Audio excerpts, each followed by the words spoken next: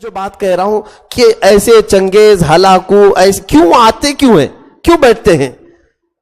بھائی معاملہ سب اچھا خاصا چل رہا ہے، سارے لوگ اپنی زندگی میں مست ہیں، کیوں آتے ہیں؟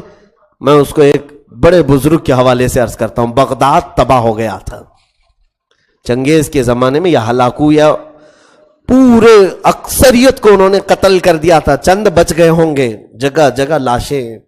اس زمانے میں وہ چنگیز کی یا ہلاکو کی بیٹی گزر رہی تھی راستے سے، اس نے ایک جگہ قرآن کے پڑھنے کی آواز سن لی، کہیں قرآن کی تلاوت ہو رہی تھی، رک گئی، اپنے خادموں سے کہا دیکھو یہاں کہیں عربی کی آواز ہے، قرآن کی آواز آ رہی۔ ڈھونڈا گیا تو دیکھا ایک عالم ربانی ہے جو چند لوگوں کو بیٹھ کر کے اس زمانے میں قرآن پڑھا رہے، جو پورا بغداد لٹ رہا ہے، قتل و غارت گری عام ہے، اور وہ قرآن پڑھا رہے۔ تو یہ خاتون جو تھی وہ ظالم بادشاہ کی بیٹی تھی، پورا اس کے باپ نے ہلاک کر دیا تھا۔ اس نے بلوایا اس عالم کو، کہا کہ اس زمانے میں بھی تم قرآن کی تلاوت کر رہے ہو؟ کہا میں ہر زمانے میں قرآن کی تلاوت کرتا ہوں، پہلے بھی کرتا تھا، اب بھی کر رہا ہوں۔ اچھا میں نے تمہارے متعلق ایک بات سنی ہے مسلمانوں کی، تمہارا عقیدہ یہی ہے نا کہ اللہ جو چاہتا ہے وہی ہوتا ہے، اللہ جو چاہتا ہے وہی ہوتا ہے؟ تو انہوں نے کہا بالکل میرا ایمان ہے، یہ اس کے چاہے بغیر کچھ ہوتا بھی نہیں ہے۔ اور تمہارا عقیدہ یہی ہے کہ اللہ جسے چاہتا ہے اسے پاور دیتا ہے؟ انہوں نے کہا بالکل میرا عقیدہ یہی ہے۔ کہا تو پھر ہمارے اوپر یقین کیوں نہیں کر لیتے کہ اللہ جو چاہتا ہے وہی ہوتا ہے؟ تو ہم کو چاہا ہے اللہ، اس لیے آج ہم حکومت میں ہیں۔ یہ آج کے چنگیز بھی یہی کہہ رہے ہیں کہ بھگوان اگر نہ چاہتا تو ہم لوگ نہیں آتے تھے۔ کبھی کبھار کیوں چاہتا ہے یہ بھی سن لو۔ اس عالم ربانی نے بہت پیارا جواب ارشاد فرمایا، کہا بالکل تو صحیح کہہ رہی ہے۔ اس کو میں ایک مثال سے بتاتا ہوں۔ کہا بھیڑیں جو چلتی ہیں، بکریوں کا جو غول چلتا ہے، مالک ایک ہو، بھیڑیں جب راستے پر چلتی رہتی، جھنڈ کا جھنڈ جاتا رہتا ہے، لیکن جانتے ہو بھیڑیں پالنے والا جو مالک ہے وہ کتے بھی پالتا ہے، ایک دو کتے بھی اس کے ساتھ رہتے۔ بھیڑوں کے ساتھ کتوں کا کیا کام ہے؟ کتے کیوں رہتے ہیں؟ اس لیے کہ بھیڑیں جب چلتے چلتے ایک آدھ کوئی راستہ چھوڑ کے ادھر ادھر جائے تو کتا بھونکتے بھونکتے واپس اسے بھیڑوں میں شامل کر لیتا ہے۔ کتا کیا کرتا ہے؟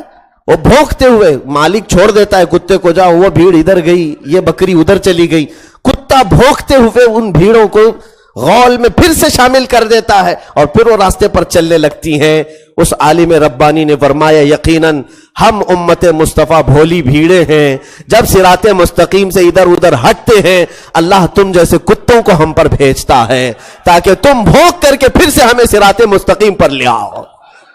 آج اسی لیے یہ تمام چیزیں ہیں میرے عزیزوں، یہ تمہیں جو آنکھ دکھا رہے ہیں یا بھونک رہے ہیں اس لیے کہ تم راستہ ہٹے ہوئے ہو، واپس آ جاؤ صراط مستقیم پر۔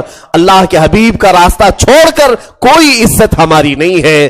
ان کے جو ہم غلام تھے، خلق کے پیشوا رہے، ان سے پھرے جہاں پھرا پھرائی کمی وقار میں۔ اس مولا نے جب یہ وعدہ کیا ہے تمہارے لیے، جس کو اقبال نے یوں کہا کہ محمد سے وفا تو نے تو ہم تیرے ہیں، یہ جہاں چیز ہے کیا لوح و قلم تیرے ہیں۔ اس راستے کو چھوڑ کر جب بھی ہٹو گے ایسے کتے آئیں گے بھونکیں گے، اور یہ بھی ہمارے مصلحت کے لیے مولا بھیجتا ہے کہ یہ جب بھونکنا شروع کرتے ہیں تو دیکھو کتنے تو کلمہ پڑھنے لگ جاتے ہیں، کتنے تو نماز پڑھنے لگ جاتے ہیں، کتنوں کی ٹوپیاں آ جاتی ہیں، کتنوں کے ہاتھ میں تسبیح آتی ہیں۔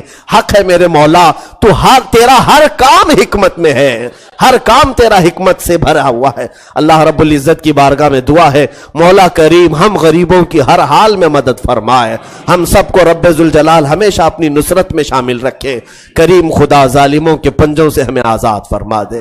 ان تمام لوگوں کو جو تیرے حبیب کی بھولی بھیڑوں کو پریشان کرتے مولا، ہم توبہ کرتے، ہم صراط مستقیم پر آتے مولا، ان سب کو تو کیفر کردار تک پہنچا دے۔ اے خلاق العالمین ہم سب کو ہندوستان میں امن و امان کی زندگی عطا فرما۔ وصلی اللہ تعالی علی خیر خلق محمد وآلہ واصحابہ اجمعین، وآخر دعوانا الحمدللہ۔